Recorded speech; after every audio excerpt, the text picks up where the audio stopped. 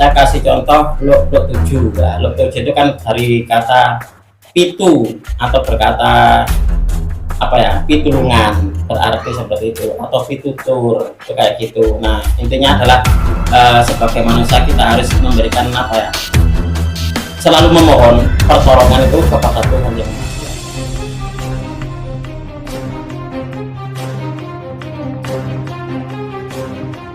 Awal terjun ke sini, kalau saya mulai awal terjun ke sini itu mulai bujang ya, mungkin sekitar tahun 2013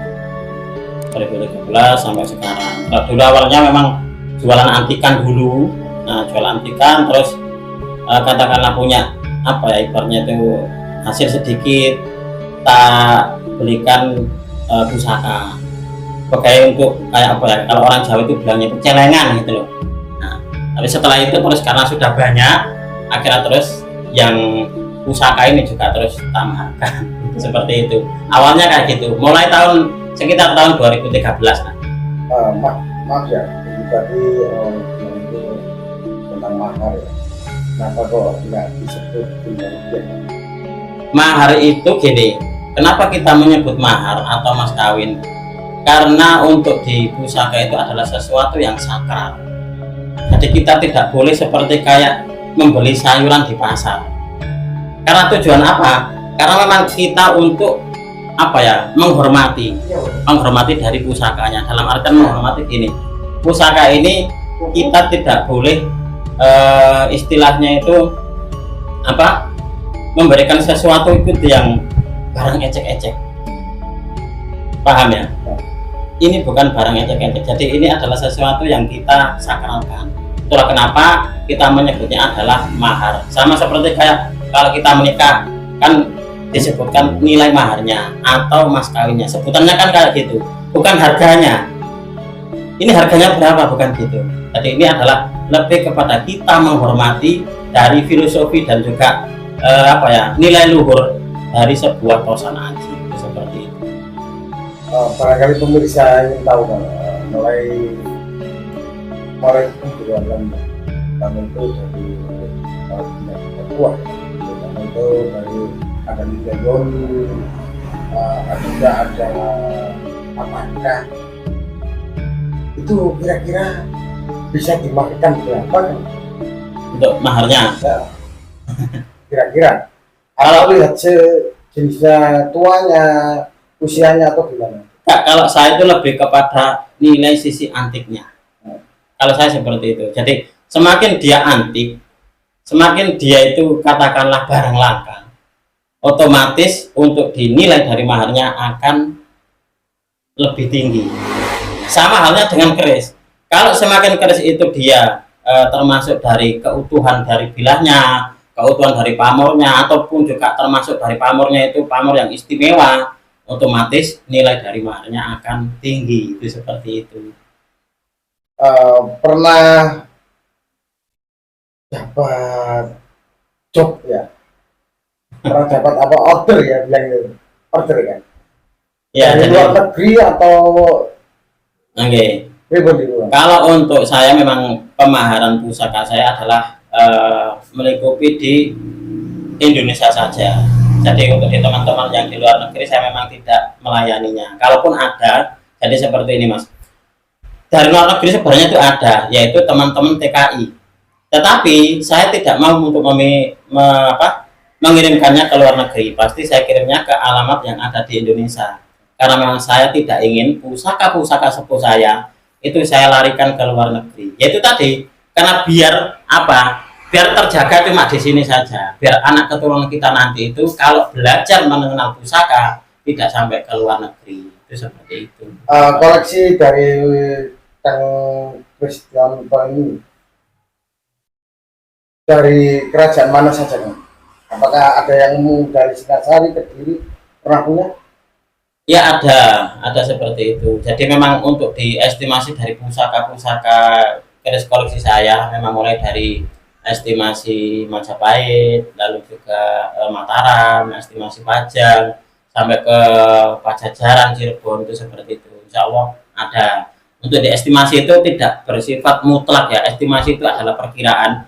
terkadang setiap para pecinta tosan aji itu dalam mengestimasi sebuah pusaka terkadang memang berbeda-beda, tergantung dari apa ya disiplin ilmunya masing-masing. Tetapi untuk kesepuhannya, ya ini sepuh, estimasinya mana? Estimasi Majapahit. Ada yang kalau menurut keilmuan saya estimasinya di Mataram, ada yang kayak gitu. Ciri-cirinya gimana kan kalau Majapahitan? Apakah itu seperti pusaka Pataka itu kan? Kalau untuk di cirinya sebenarnya apa ya?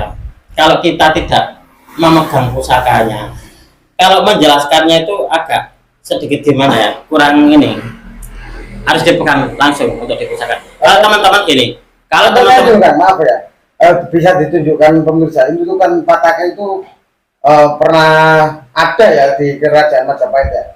Iya, pernah. Itu Pataka sebelahnya? Iya, ini Pataka, cuma yang ini kan replika. Replika? Iya, replika, jadi bukan aslinya. Kalau kalau kita melihat di sejarah, itu kan aslinya ada di Amerika ya saat ini. Kalau untuk saat ini tuh, kalau di punya saya ini, kalau koleksi Pataka saya ini adalah replika seperti itu. Tapi dibuat antikan atau dibuat sekilas seperti kayak barang sepersis mungkin gitu, kayak gitu, sesempurna mungkin masih seperti ini ya, masih persis.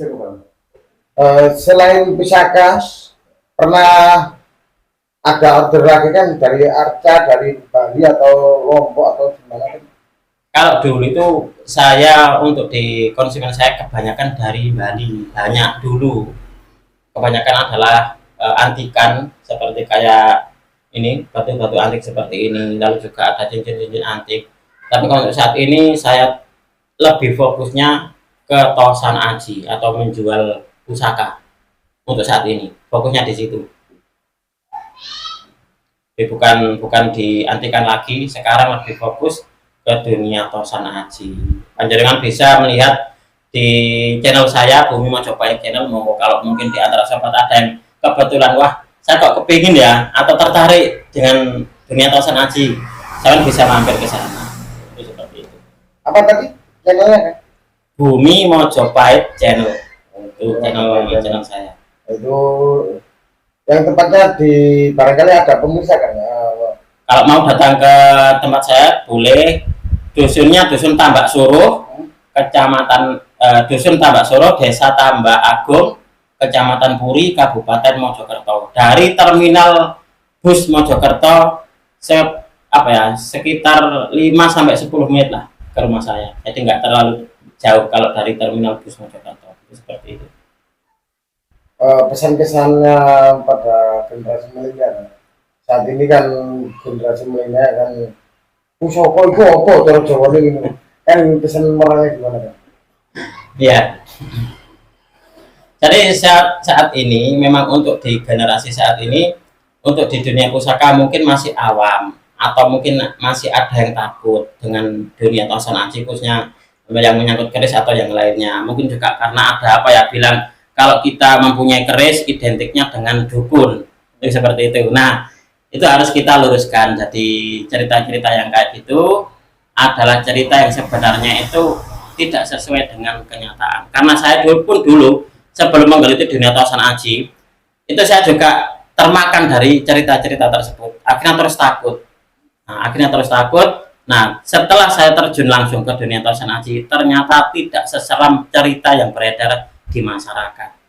Itu seperti itu. Bahkan saya banyak menemukan filosofi kehidupan dari sebuah tosan aji. Itu seperti itu.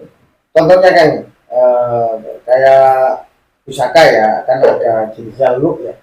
Itu kan ada filosofinya. Mulai luk 1, 3, 7 kalau nggak salah ya, 5, iya, 4 sampai 13. Luknya banyak memang. Filosofinya berikutnya bisa dijelaskan? Kalau dari luk katakanlah sini, saya kasih contoh luk 7 ya. Luk 7 itu kan dari kata pitu atau berkata pitulungan, berarti seperti itu, atau pitutur, itu kayak gitu. Nah, intinya adalah sebagai manusia kita harus memberikan selalu memohon pertolongan itu kepada Tuhan yang Maha Kuasa. Itu salah satunya seperti itu. Karena kalau untuk dijelaskan satu persatu nanti panjang banget gitu. Itu saya jelaskan cuma satu saja, yaitu untuk di Lot 7 yang berarti pitulungan atau mendapat pertolongan dari Tuhan yang Maha Kuasa. Kurang lebihnya itu seperti itu. Oh betul. Kan terima kasih atas ulasannya. Sama-sama. Semoga berkah. Amin. Semoga berjaya selalu ya Nusantara ya. Amin. Karena dengan mengurungi atau melestarikan jejak-jejak leluhur yang adiluhung terutama itu jejak-jejak kerajaan Majapahit. Soalnya jenengan itu asli wong Mojokerto ngoten kan? Oke, saya asli Mojokerto, Mojopahit. Ya. Betul dengannya. Ternyata Rahayu salam budaya. Jangan sekali-sekali merupakan sejak